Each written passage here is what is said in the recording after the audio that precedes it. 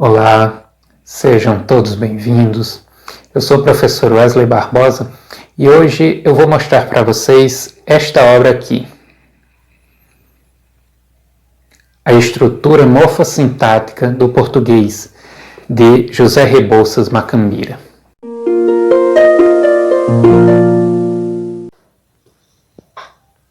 Bom, então, esta aqui é a obra.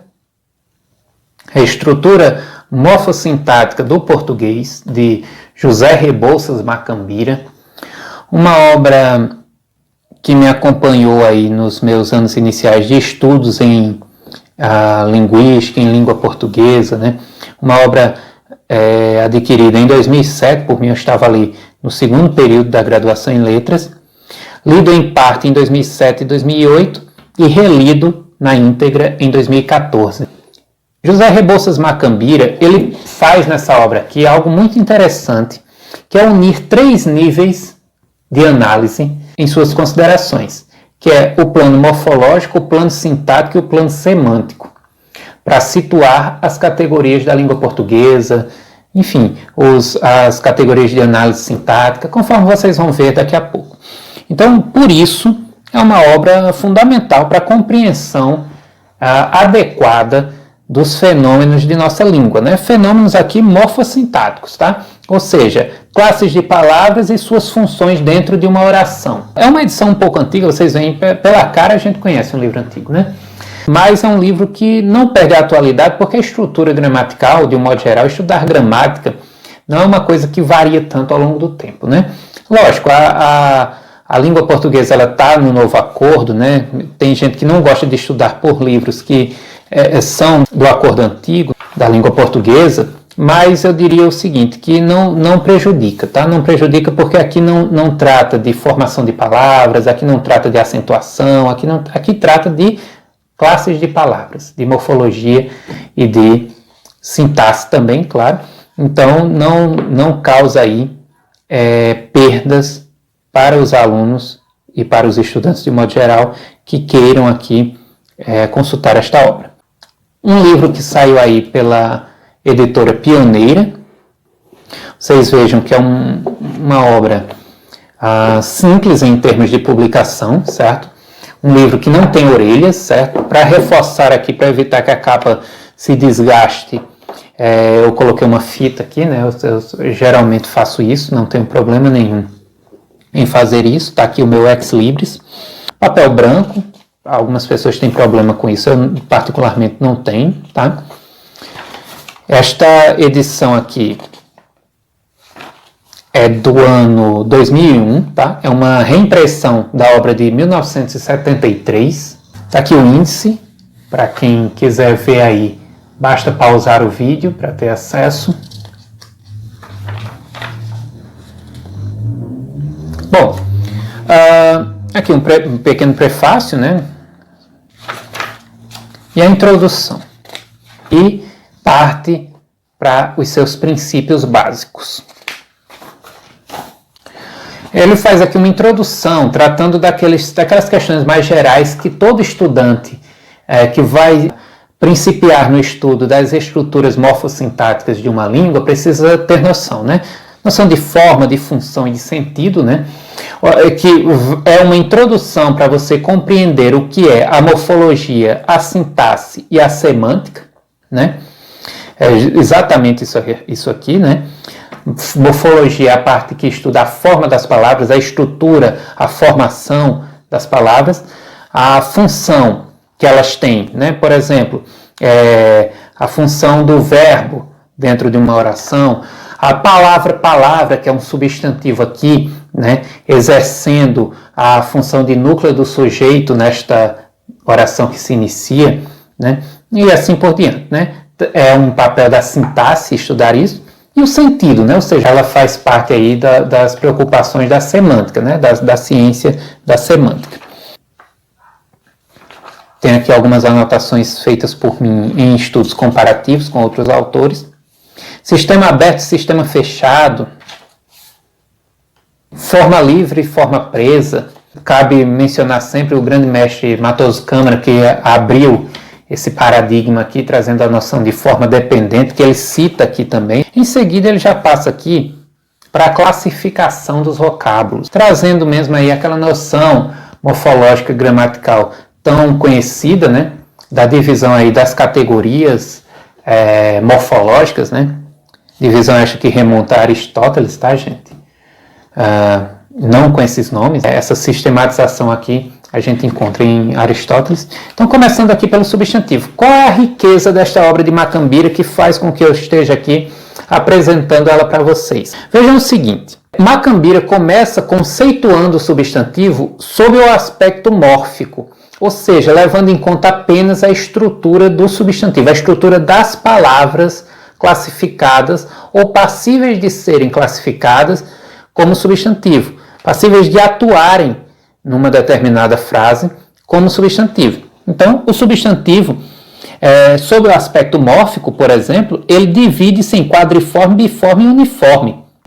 Então, é uma forma aí de você classificar os substantivos unicamente a partir da sua estrutura. Aí ele traz aí outras coisas também, outras características. A questão de que pertence à classe do substantivo toda palavra variável que admite os sufixos in, ouzinho, ão e zão.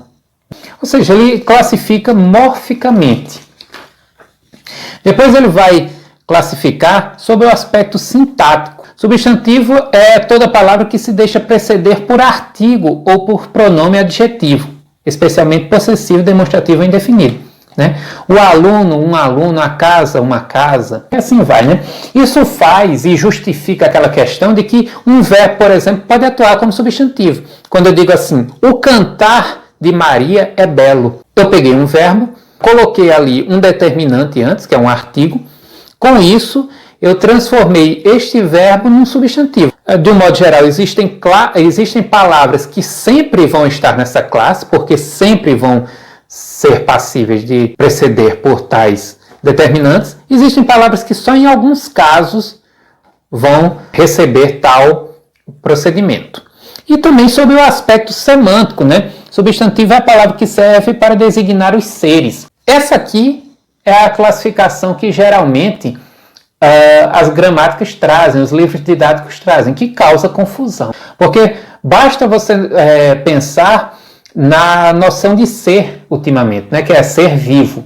Então, quando você diz para o aluno, olha, substantivo é a palavra que designa os seres, o aluno de repente se pega diante da palavra mesa. Aí o professor diz, não, mas também as coisas. Aí o aluno se pega diante da palavra amor. Não, mas também os sentimentos. E aí vai, abre-se o leque, né? Sendo que o conceito é fechado, não é verdade? Lógico que a noção de designar seres tem a ver também com a filosofia, né? Filosofia aristotélica, que ele vai tratar, né, da substância, né? Por isso que tem o nome substantivo. A substância, que é uma característica dos seres, né, enquanto existência, né? Basicamente, tudo aquilo que existe, né, que possui uma substância particular, é um ser, né? Não apenas o ser vivo. Então, quando você estuda Aristóteles, você entende o porquê... Aristóteles aqui, tá, gente? No órgão, mais especificamente na obra inicial aqui do órgão. É uma reunião de 5 obras, 5 ou 6, não me recordo agora, o órgão. E a primeira delas, aqui, ó, as categorias, né? As categorias de Aristóteles, que é o livro que trata dessa questão da substância, das categorias das palavras, etc. Né? Então, essa noção de ser vem daí, né? Mas que hoje em dia é um problema. Então, levar em conta esses outros aspectos de classificação torna o estudo mais preciso. Tá? Eu me lembro que quando eu fazia graduação, o professor Adeildo, professor de Linguística e Gramática, principalmente de Gramática, ele falava muito para a gente sobre a problemática da divisão em 10 classes de palavras, porque ora se usava o critério semântico, né, como por exemplo nos substantivos, ora o critério sintático, né, como nas conjunções, né, são palavras que ligam orações ou termos de função semelhante, uma grande confusão, né? E Macambira aqui ele traz os 3 aspectos para você escolher aí qual é o que você vai tomar para si, né? Então, por isso, nós temos aí a riqueza desta obra, certo? Por ser sempre assim, olha. Então, depois que ele fala das classes de palavras em si, ele passa para os termos das orações, né? E aí ele vai falar também questões sobre orações, né? Oração mínima, acusativo com infinitivo, ou seja, percebam que aqui ele não se restringe ao estudo de classes de palavras e suas funções. Então, está aí a riqueza desta obra, né? Uma obra que certamente constitui uma leitura fundamental para qualquer estudante de língua portuguesa, tá? Principalmente, claro, os professores, estudantes de letras, professores aí de língua portuguesa, professores universitários, né? Ele traz aí um apêndice, né, com a questão da palavra né? O termo e finaliza aqui sua obra com as referências, né? Referências bibliográficas aí.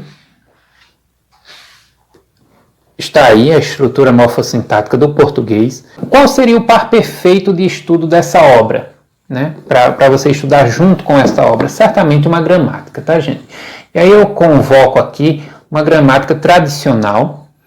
Lógico, né? Eu estou falando aqui de um par, né? Eu sempre faço isso nos meus vídeos, né? Para quem quer, não tem muito tempo, não tem muito recurso, quer apenas um livro para fazer o estudo em conjunto com o livro que eu estou apresentando.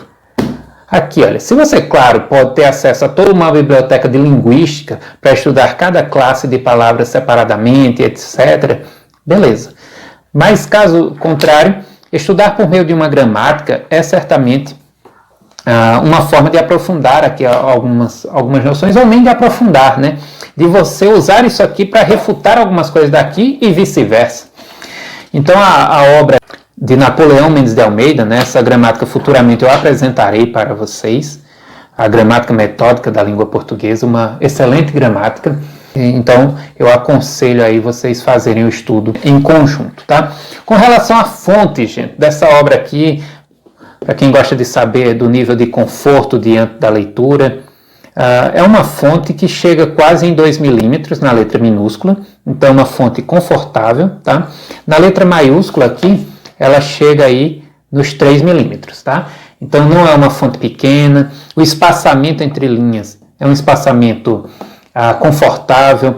Aqui em termos de margem lateral, nós temos aí 20 milímetros, ou seja, 2 centímetros de margem lateral. Dá para anotar bastante, como vocês perceberam que eu fiz aqui em alguns pontos, né? Então, é uma obra que é confortável para a leitura, garante uma boa experiência de estudo e que engrandece o seu conhecimento enquanto estudante da nossa língua, né? Da estrutura da nossa língua, que é fundamental conhecer. Então, se você gostou, deixe o seu joinha, compartilhe o vídeo para que outras pessoas tenham acesso ao meu trabalho, faça um comentário para eu saber quais as suas impressões sobre os meus vídeos, se inscreva no canal e ative as notificações para ter acesso às futuras publicações. Agradeço muito sua visita e até o próximo vídeo.